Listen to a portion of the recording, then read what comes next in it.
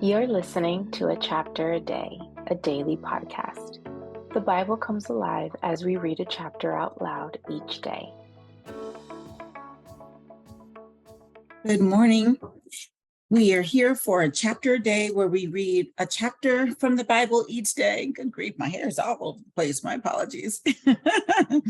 Anyway, previously in a chapter a day, we had read 1 Samuel chapter 1, where Hannah had been praying to have a son, and she finally did. She had Samuel, and then she gave him to Eli to raise after he was weaned. So now we're in chapter 2, and it's called Hannah's Prayer.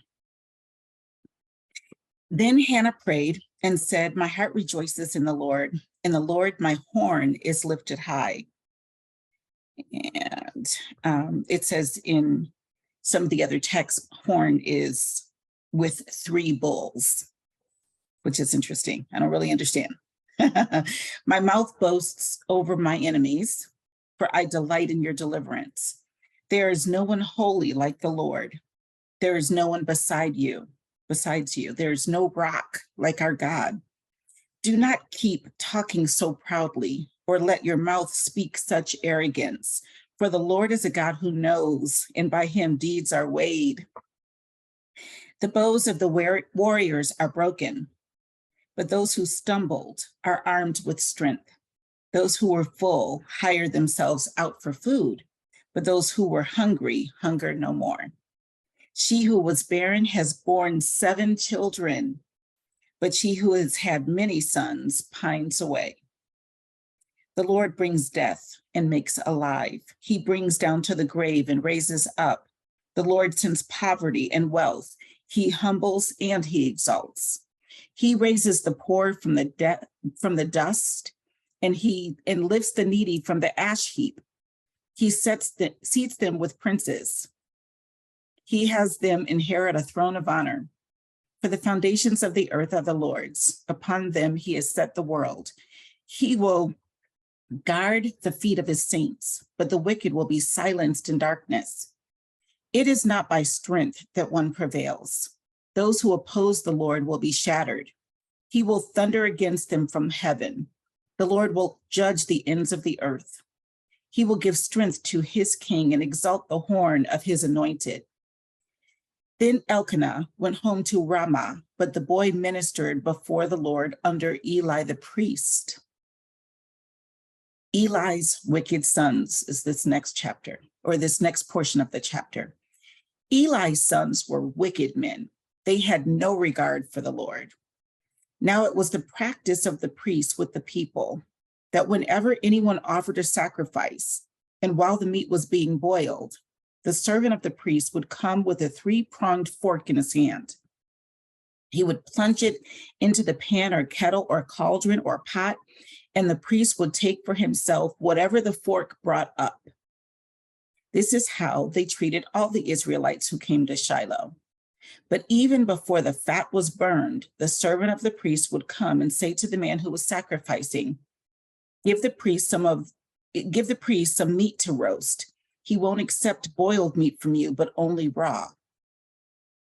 If the man said to him, let the fat be burned up first, and then take whatever you want, the servant would then answer, no, hand it over now. If you don't, I'll take it by force. This sin of the young men was very great in the Lord's sight, for they were treating the Lord's offering with contempt. Yeah, this whole thing, that's a lot. So typically what would happen is they plunge the 3-pronged fork into the pan or kettle or cauldron or pot and pull out what was in there. But Eli's sons were like, that's not how we're doing it. So it says in verse 18, but Samuel was ministering before the Lord, a boy wearing a linen ephod. Each year his mother made him a little robe and took it to him when she went up with her husband to offer the annual sacrifice.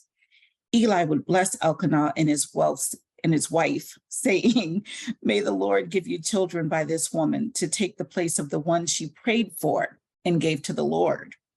Then they would go home. And the Lord was gracious to Hannah. She conceived and gave birth to 3 sons and 2 daughters. Meanwhile, the boy Samuel grew up in the presence of the Lord. Now Eli was very old, heard about everything his sons were doing to all Israel and how they slept with the women who served at the entrance to the tent of meeting. So he said to them, "Why do you do such things? I hear from all the people about these wicked deeds of yours. No, my sons, it is not a good report that I hear spreading among the Lord's people. If a man sins against another man, God may mediate for him. But if a man sins against the Lord, who will intercede for him?" His sons, however, did not listen to their father's rebuke, for it was the Lord's will to put them to death. And the boy Samuel continued to grow in stature and in favor with the Lord and with men. Now a man of God came to Eli and said to him, "This is what the Lord says. Did I not clearly reveal myself to your father's house when they were in Egypt under Pharaoh? I chose your father out of all the tribes of Israel to be my priest, to go up to my altar, to burn incense, and to wear an ephod in my presence. I also gave your father's house all the offerings made with fire by the Israelites. Why do you scorn my sacrifice and offering that I prescribed for my dwelling? Why do you honor your sons more than me by fattening yourselves on the choice parts of every offering made by my people Israel? Therefore, the Lord, the God of Israel, declares, I promised that your house and your father's house would minister before me forever. But now the Lord declares, far be it from me. Those who honor me, I will honor, but those who despise me will be disdained. The time is coming when I will cut short your strength and the strength of your father's house, so that there will not be an old man in your family line, and you will see distress in my dwelling. Although good will be done to Israel, in your family line there will never be an old man. Every one of you that I do not cut off from my altar will be spared only to blind your eyes with tears and to grieve your heart. And all your descendants will die in the prime of life. And what happens to your sons, to your two sons, Hophni and Phinehas, will be assigned to you. They will both die on the same day. I will raise up for myself a faithful priest who will do according to what is in my heart and mind. I will firmly establish his house, and he will minister before my anointed one always. Then everyone left in your family line will come and bow down before him for a piece of silver and a crust of bread and plead, appoint me to some priestly office so I can have food to eat. Whew. Intense.